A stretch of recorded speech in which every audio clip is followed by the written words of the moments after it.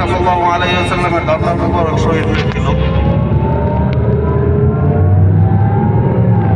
এটা সেই উহুদ যেখানে হযরত মুহাম্মদ সাল্লাল্লাহু আলাইহি ওয়াসাল্লামের আপন চাচা হামজা রাদিয়াল্লাহু তাআলা আনহুকে নির্মমভাবে হত্যা করা হয়েছিল।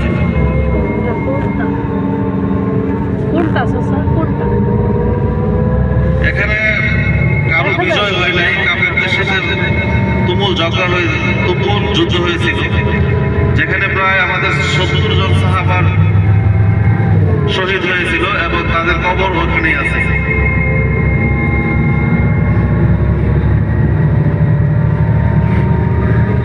সেই উহুদের ময়দানে আমরা যাব এবং শেষে যে আমরা কবর জিয়ারত করব। হুজুর পাক সাল্লাল্লাহু আলাইহি ওয়াসাল্লাম নিজে বলছে যে আমি উহুদকে ভালোবাসি, তোমরা উহুদকে ভালোবাসো। এবং এটা উহুদ পাহাড়টা হুজুর পাক সাল্লাল্লাহু আলাইহি ওয়াসাল্লাম বলছে যে এটা জান্নাতি পাহাড়, এই পাহাড়টা জান্নাতেও থাকবে।